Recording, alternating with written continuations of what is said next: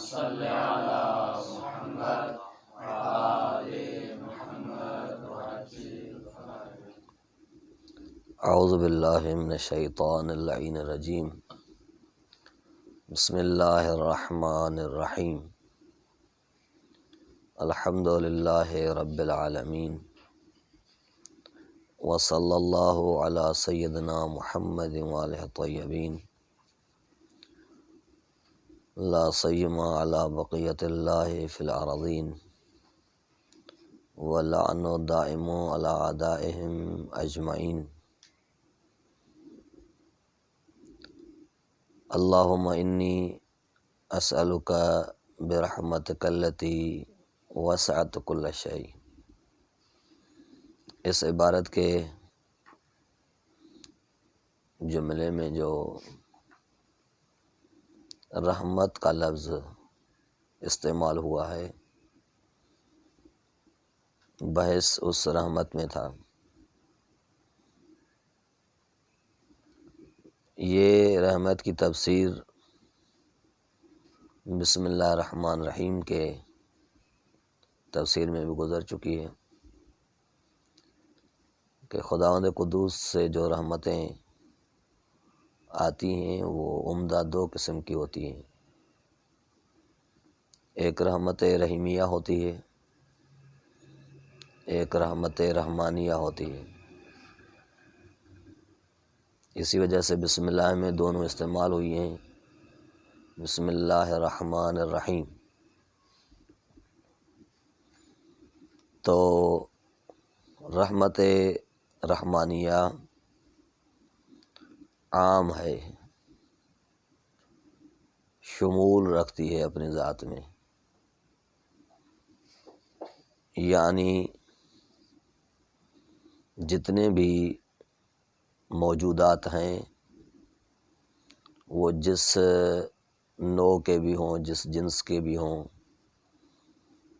کہ وہ حیوانات ہوں یا انسان ہوں یا ملک ہوں، جبروتی ہوں یا ملکوتی ہوں،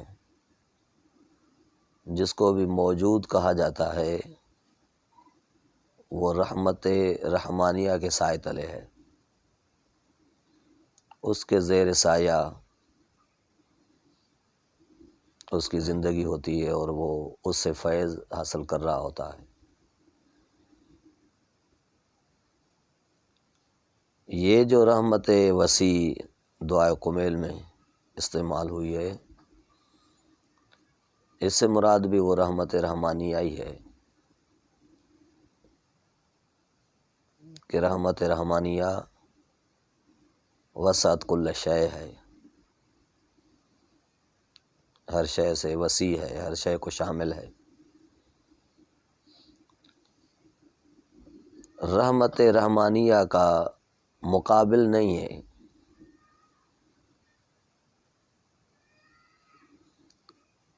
مثلا حتیٰ غضب بھی اس کے مقابلے میں نہیں ہے،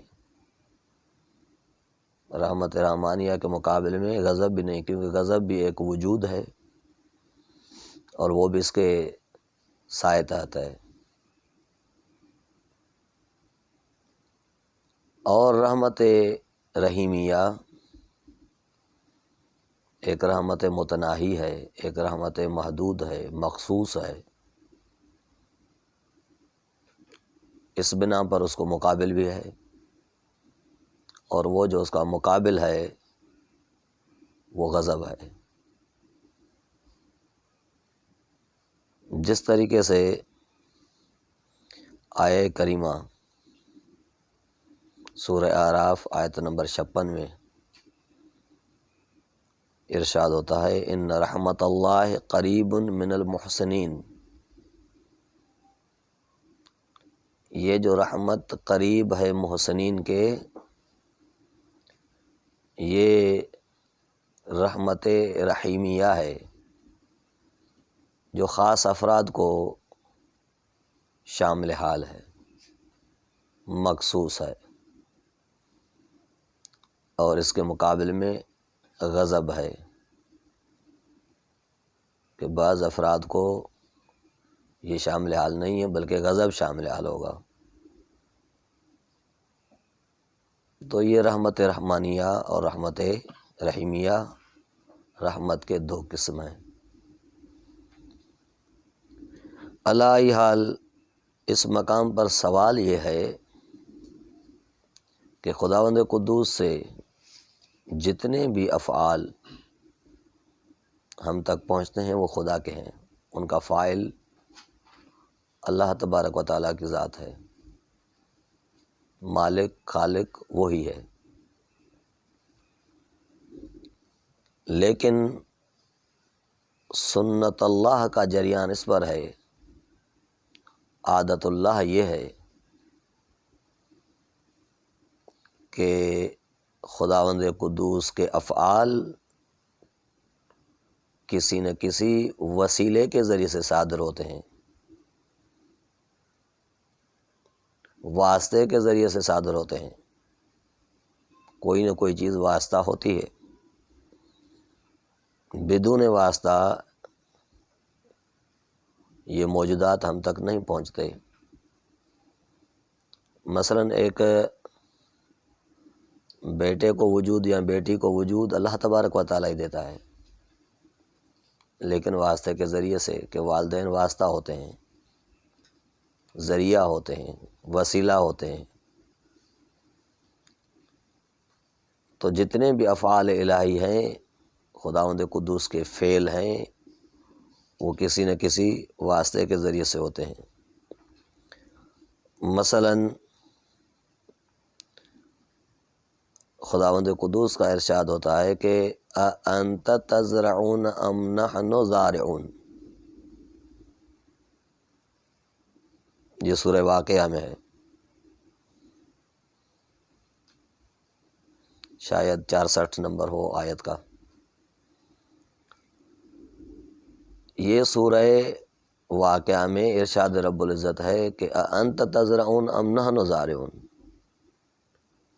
یہ زراعت کاری آپ کرتے ہیں یا ہم کرتے ہیں؟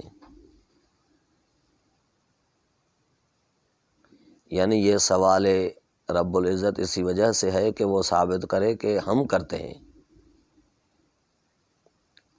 تو زراعت کرنا، یہ فصلیں جو اگتی ہیں، یہ خداوند قدوس کا فعل ہے، یہ باری تعالیٰ کا فعل ہے، لیکن کسان اور زمین وسیلہ ہیں، واسطہ ہیں، جس کے ذریعے سے وہ فعل خدا ظاہر ہوتا ہے۔ تو جتنے بھی افعال ہیں وہ کسی نہ کسی واسطے کے ذریعے سے ہوتے ہیں، وسیلے کے ذریعے سے ہوتے ہیں۔ یہ عادت اللہ اسی طریقے سے ہے، سنت اللہ یہی ہے۔ تو اب سوال یہ ہے کہ یہ رحمت رحمانیہ جو جمیع موجودات کو شامل ہے، اور رحمت رحیمیہ جو خاص افراد کو شامل حال ہے، مؤمنین کو، محسنین کو شامل حال ہے، تو آیا یہ سب کچھ مستقیم خداوند قدوس کی طرف سے ہو رہا ہے یا کوئی واسطہ ہے، وسیلہ ہے؟ یعنی مظہر ہے جو اس فعل خدا کو، رحمت کو، رحیمیت کو ظاہر کرنے والا ہے، یا نہیں؟ یہاں پر مظہر نہیں ہے، کوئی واسطہ نہیں ہے، واسطہ فیض نہیں ہے، وسیلہ فیض نہیں ہے، بلکہ مستقیم خداوند قدوس کی طرف سے یہ فعل صادر ہوتے ہیں۔ تو اس سوال کے جواب میں عرض یہ ہے کہ رحمت رحمانیہ ہو یا رحمت رحیمیہ ہو، دونوں کے لیے اللہ تبارک و تعالیٰ نے ایک واسطہ خلق کیا ہے، ایک سبب فیض خلق کیا ہے، ایک واسطہ فیض خلق کیا ہے، جس کے لیے سورہ انبیاء آیت نمبر 107 میں ارشاد ہو رہا ہے کہ وما ارسلناک الا رحمتا للعالمین، یہ جو ارشاد خداوندی ہے حقیقت محمدیہ صلی اللہ علیہ وآلہ وسلم کے لیے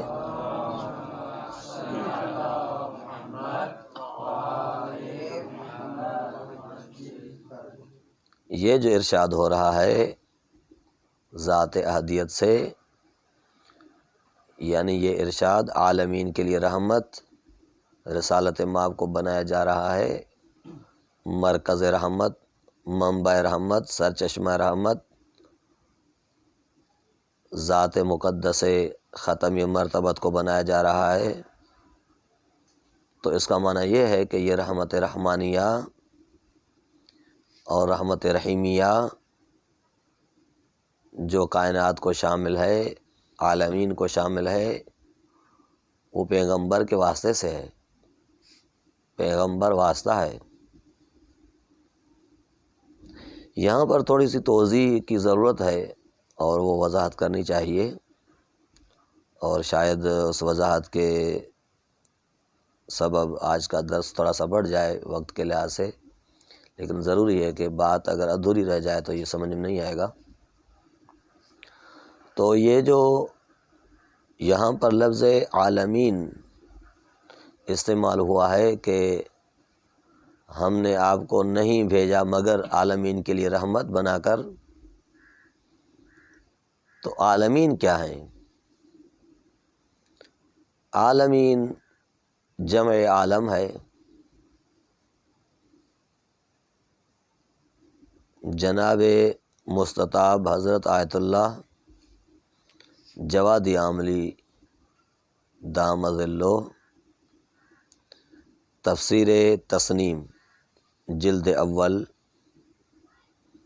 اور صفحہ نمبر 332 پر فرماتے ہیں کہ عالمین جمع عالم ہے، اور یہ کلمات جو فاعل کی وزن پر ہوں، جیسے عالم، خاتم، قالب، یہ غالب اکثریت کلمہ آلات اور ابزار کے معنی میں آتا ہے۔ وہ آلات اور ابزار جس کے ذریعے سے فاعل اپنے فعل کو کسی تک پہنچاتا ہے، مفعول تک پہنچاتا ہے۔ وہ آلات جو ہیں، وہ ابزار جو ہیں، واسطہ، ان کے معنی میں یہ استعمال ہوتا ہے،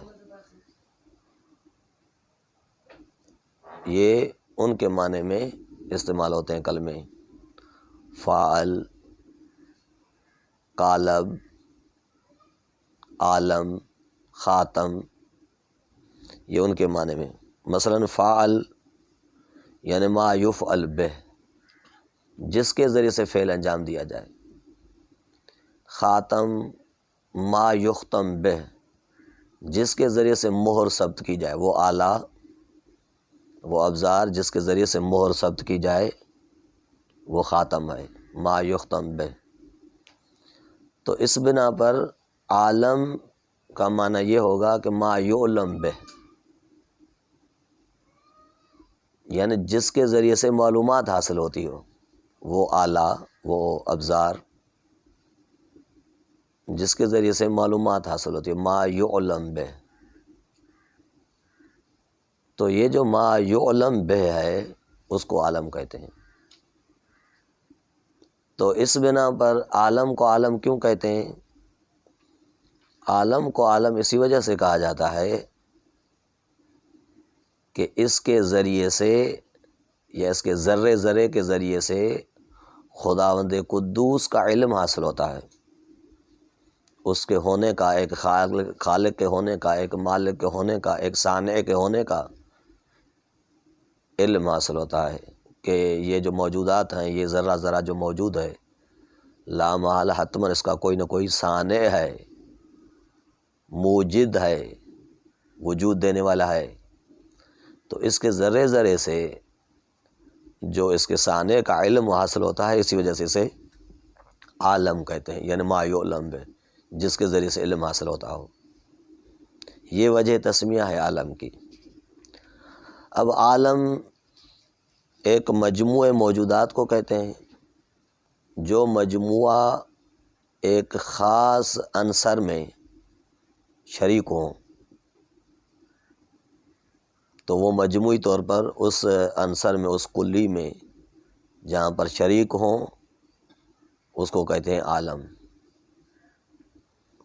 مثلا ایک عالم ہے عالم جسم، عالم اجسام، تو اس کے ماتحت بہت سی جزئیات ہیں جو اپنے نوع میں مختلف ہیں، لیکن باوجود اس کے کہ اپنے نوع میں وہ مختلف ہیں، جسمانیت میں اکٹھے ہوتی ہیں، شریک ہیں ایک دوسرے کے۔ تو جسمانیت ان کا وہ مافوق ہے جہاں پر وہ جمع ہوتی ہیں۔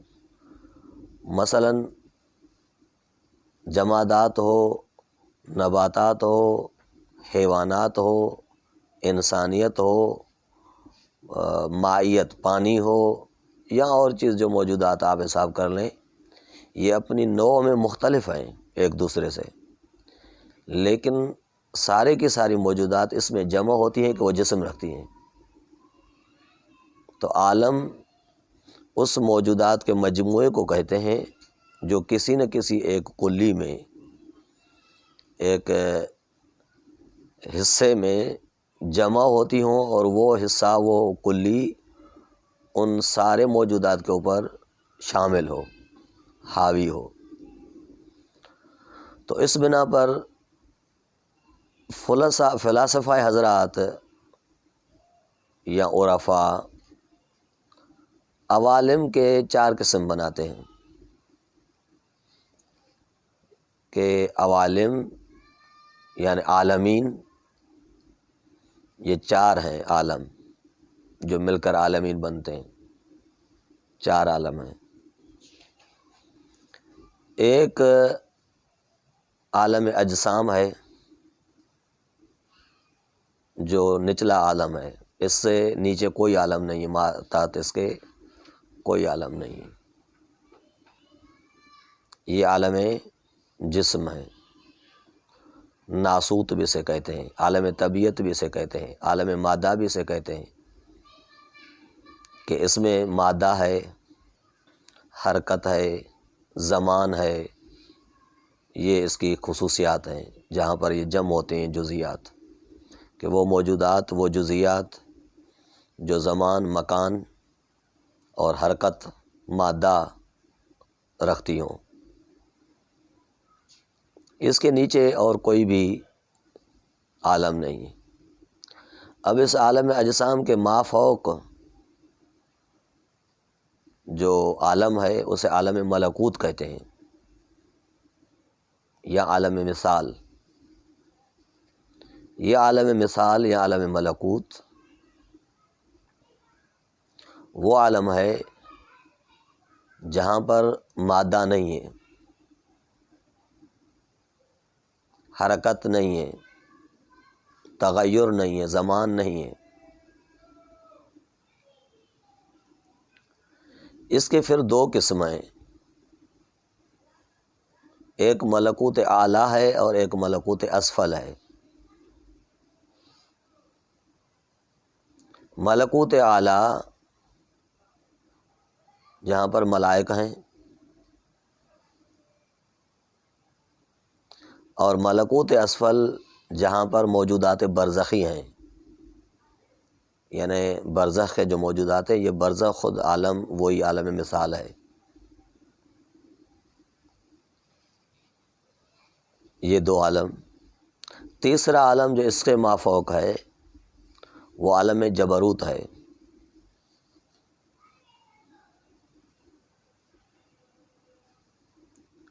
عالم جبروت اس عالم کو کہتے ہیں جہاں پر عقول مجردات، فرشتگان جو مدبرات امر ہیں، جو تدبیر عالم کرتے ہیں، تدبیر کائنات کرتے ہیں، وہ وہاں پر موجود ہوتے ہیں۔ اس کی پھر 2 قسم ہیں جبروت کی۔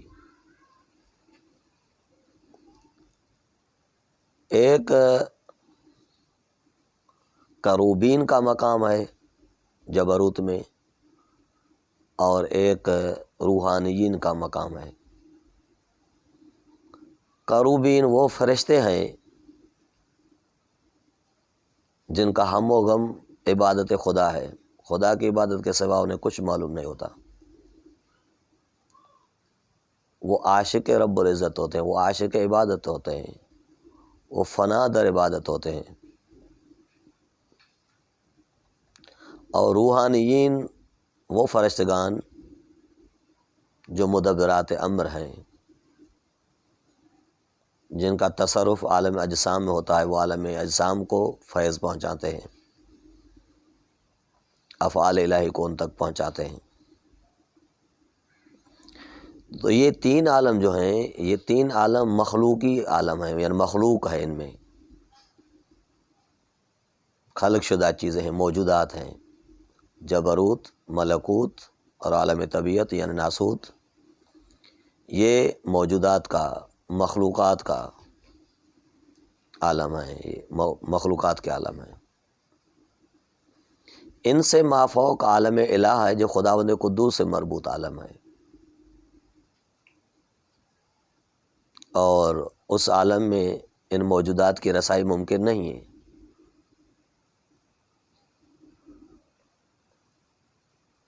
عالم الہ اس کی ذات ہے جو غیب مطلق ہے، جو تنہا ہے، جو بلا شریک ہے، بلا مثل ہے، بلا ند ہے۔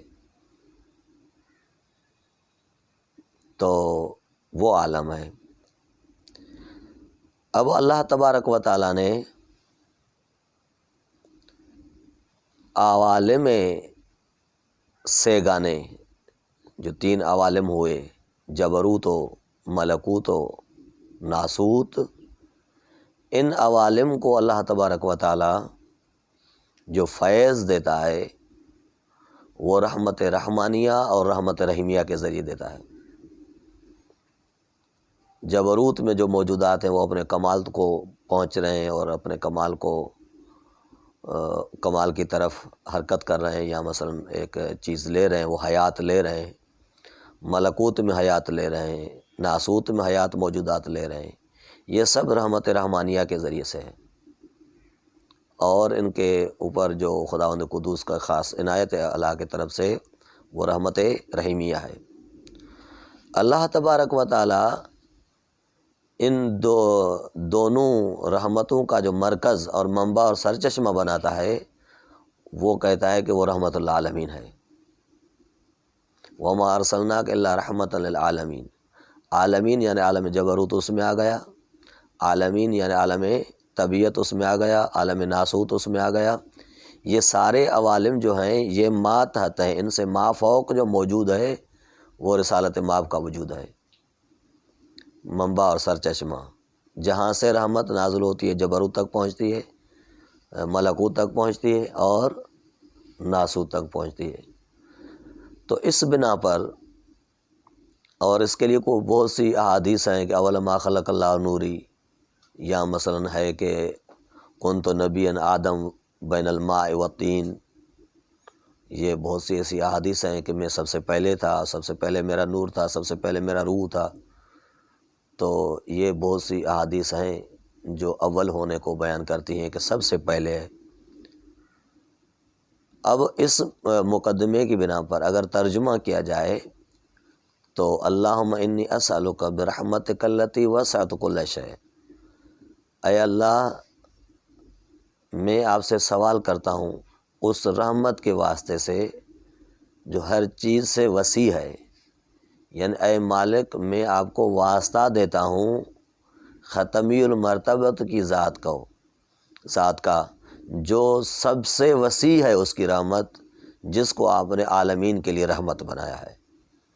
یہ در واقع اس کا ترجمہ ہوگا، اور اس رحمت واسعہ سے مراد رسالت مآب صلی اللہ علیہ وآلہ وسلم کی ذات ہے، جو سب سے اعلیٰ اور اشرف اور سب سے پہلے ہے۔